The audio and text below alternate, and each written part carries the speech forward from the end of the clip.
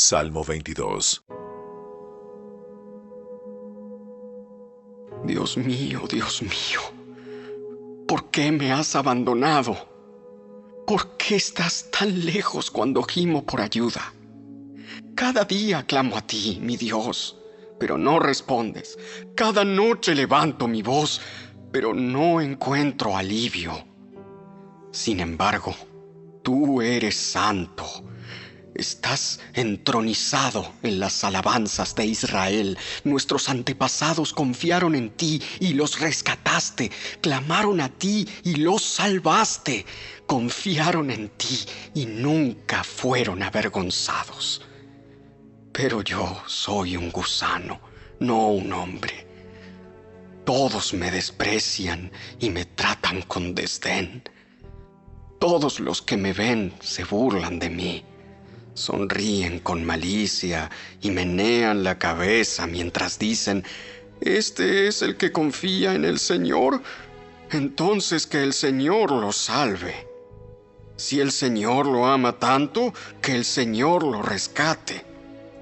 Sin embargo, me sacaste a salvo del vientre de mi madre, y desde que ella me amamantaba, me hiciste confiar en ti. Me arrojaron en tus brazos al nacer.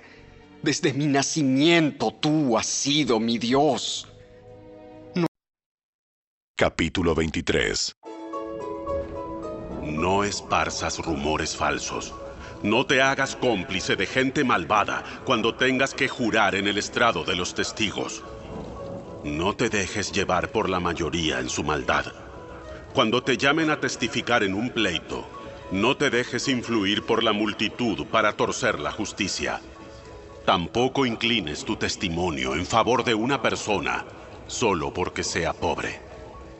Si encuentras extraviado el buey o el burro de tu enemigo, devuélveselo a su dueño. Si ves que el burro de alguien que te odia cayó debajo de su carga, no pases de largo. Detente y ayúdalo. Ante una demanda judicial, no le negarás la justicia al pobre. Asegúrate que nunca acuses a nadie falsamente de algún mal. Jamás condenes a muerte a una persona inocente o intachable, porque yo nunca declaro inocente al culpable. No aceptes sobornos, porque el soborno te lleva a hacer la vista gorda en aquello que ves con claridad. El soborno mueve incluso a una persona justa a tergiversar la verdad. No oprimas a los extranjeros. Tú sabes lo que es ser extranjero, porque tú también fuiste extranjero en la tierra de Egipto. Siembra y recoge tus cosechas durante 6 años, pero el 7º año, deja que la tierra se renueve y descanse sin cultivar. Permite que la gente pobre de tu pueblo coseche lo que crezca por sí mismo durante ese año. Deja el resto para que coman los animales salvajes.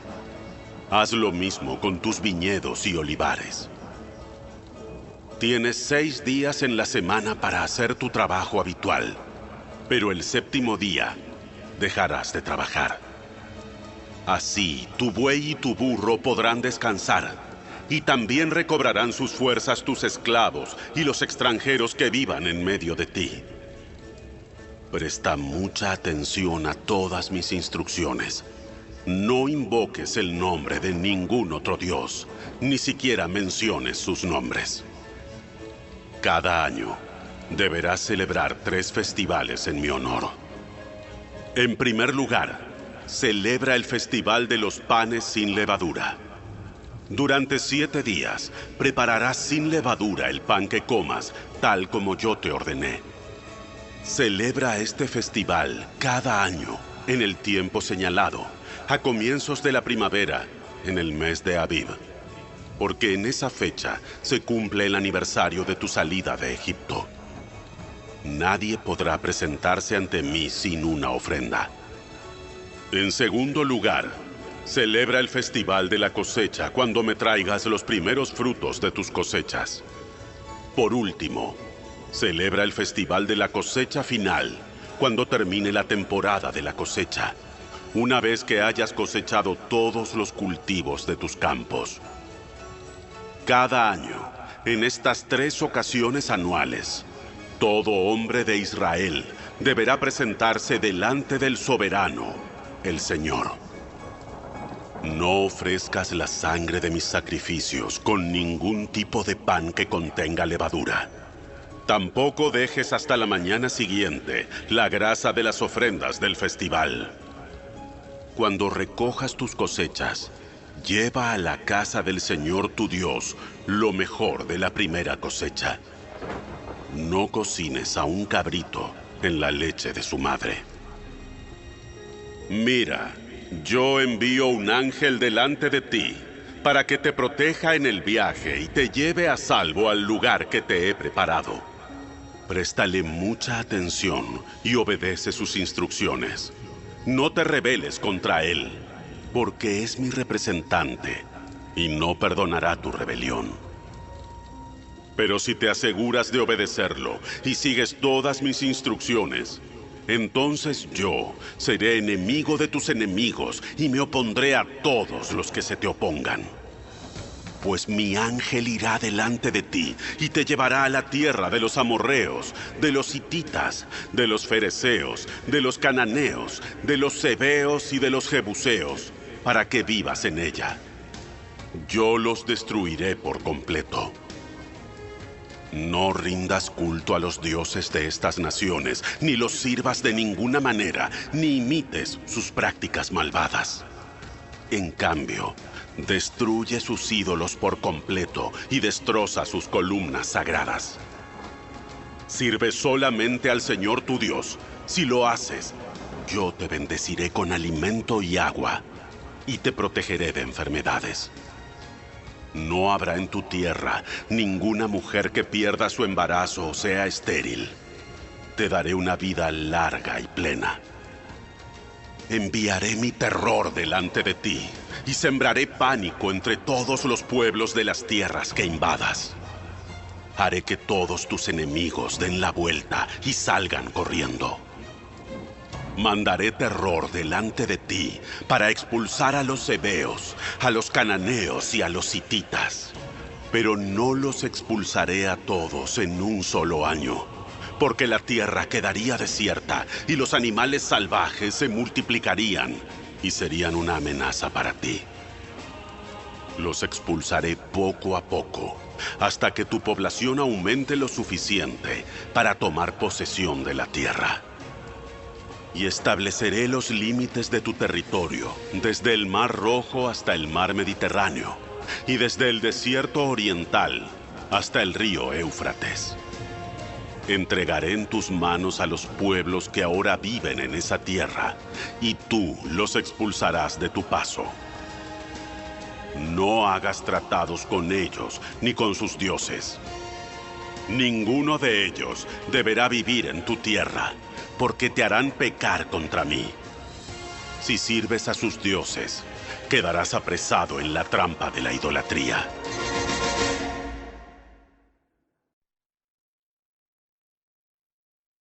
Capítulo 24. Luego, el Señor instruyó a Moisés: Sube para encontrarte conmigo, y ven junto con Aarón, Nadab y Abiú, y 70 de los ancianos de Israel. Todos tendrán que adorar de lejos. Solo a Moisés se le permite acercarse al Señor. Los demás no se acercarán, y a nadie del pueblo se le permite subir al monte con él. Después Moisés descendió y le repitió al pueblo todas las instrucciones y ordenanzas que el Señor le había dado, y todo el pueblo respondió a una voz: Haremos todo lo que el Señor ha ordenado. Entonces Moisés escribió cuidadosamente todas las instrucciones del Señor, y temprano a la mañana siguiente se levantó y construyó un altar al pie del monte. También levantó 12 columnas, una por cada tribu de Israel. Luego envió a unos jóvenes israelitas a presentar ofrendas quemadas y a sacrificar toros como ofrendas de paz al Señor. Moisés dejó escurrir la mitad de la sangre de estos animales en unos tazones. La otra mitad la salpicó sobre el altar. Luego tomó el libro del pacto y lo leyó al pueblo en voz alta. Una vez más, todos respondieron: Haremos todo lo que el Señor ha ordenado. Vamos a obedecer. Entonces Moisés tomó la sangre de los tazones y la salpicó sobre el pueblo, mientras declaraba: Esta sangre confirma el pacto que el Señor ha hecho con ustedes al darles estas instrucciones. Después, Moisés, Aarón, Nadab y Abiú y los 70 ancianos de Israel subieron al monte. Allí vieron al Dios de Israel. Debajo de sus pies parecía haber una superficie de lapislázuli de color azul brillante, tan clara como el mismo cielo. Aunque estos nobles de Israel pudieron contemplar a Dios, Él no los destruyó.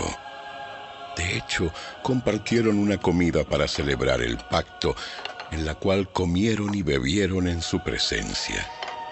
Luego, el Señor le dijo a Moisés: Sube al monte para encontrarte conmigo. Espera allí, y te daré las tablas de piedra en las que he escrito las instrucciones y los mandatos para que puedas enseñar al pueblo. Entonces Moisés y su ayudante Josué salieron, y Moisés subió al monte de Dios. Moisés les dijo a los ancianos: Quédense aquí y espérennos hasta que regresemos. Aarón y Hur se quedan aquí con ustedes. Si alguien tiene algún altercado durante mi ausencia, que consulte con ellos. Luego Moisés subió al monte, el cual quedó cubierto por la nube. Entonces la gloria del Señor se posó sobre el monte Sinaí, y durante 6 días la nube cubrió el monte. Al 7º día, el Señor llamó a Moisés desde el interior de la nube. Para los israelitas que estaban al pie del monte, la gloria del Señor que estaba sobre la cima del monte parecía como un fuego consumidor. Entonces Moisés fue desapareciendo en la nube a medida que subía al monte, y permaneció en el monte 40 días y 40 noches.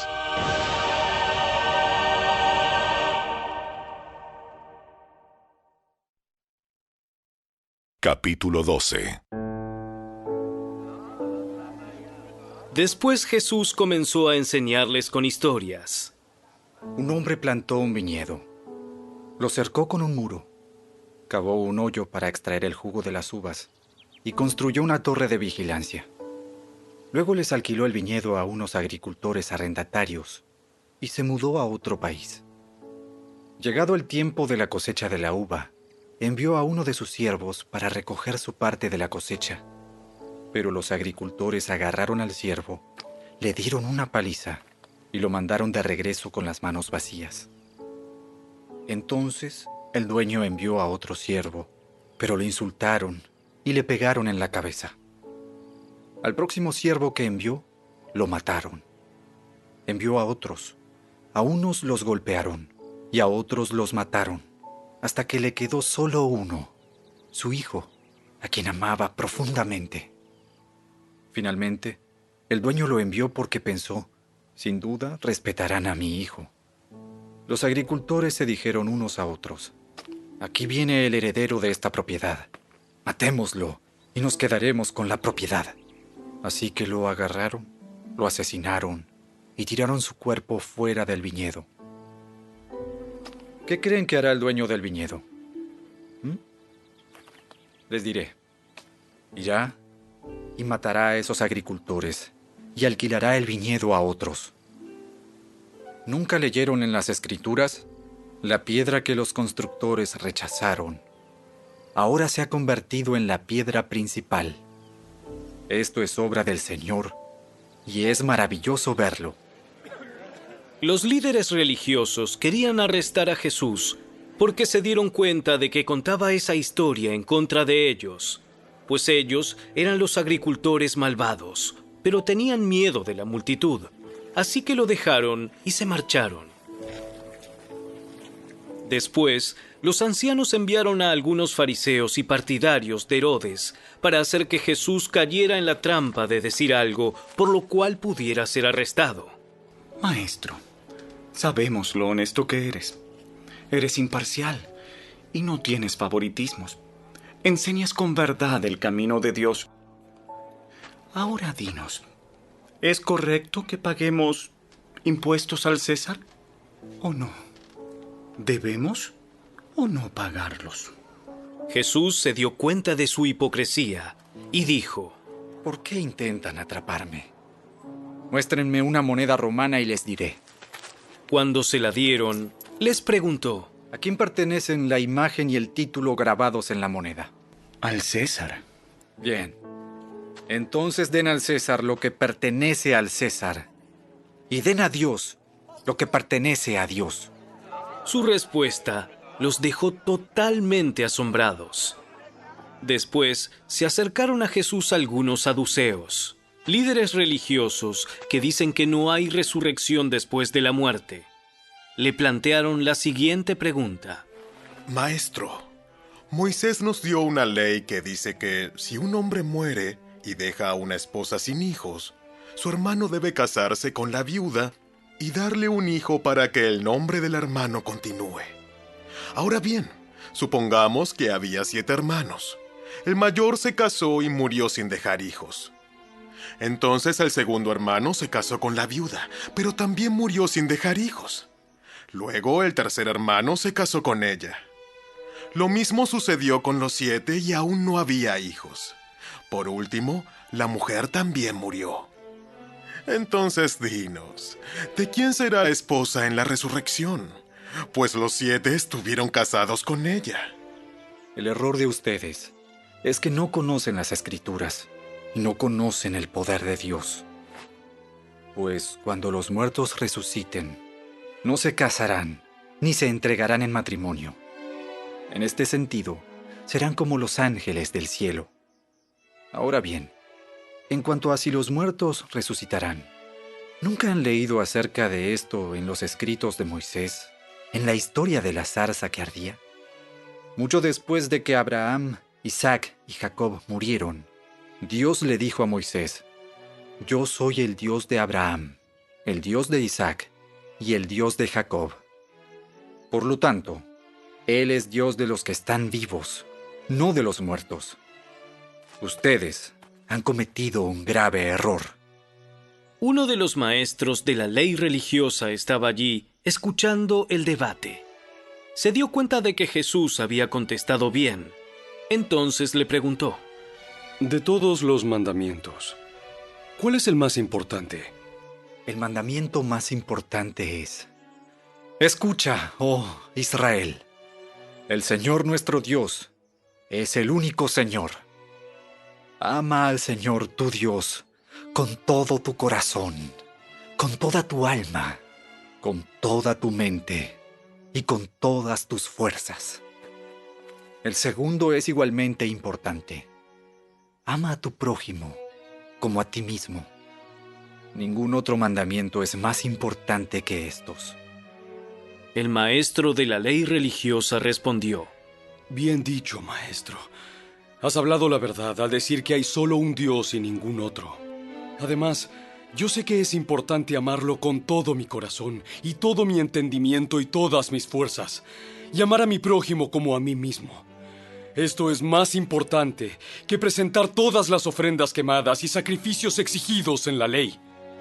Al ver cuánto entendía el hombre, Jesús le dijo: No estás lejos del reino de Dios. Y a partir de entonces, nadie se atrevió a hacerle más preguntas. Tiempo después, Jesús estaba enseñando al pueblo en el templo y preguntó: ¿Por qué afirman los maestros de la ley religiosa que el Mesías es hijo de David?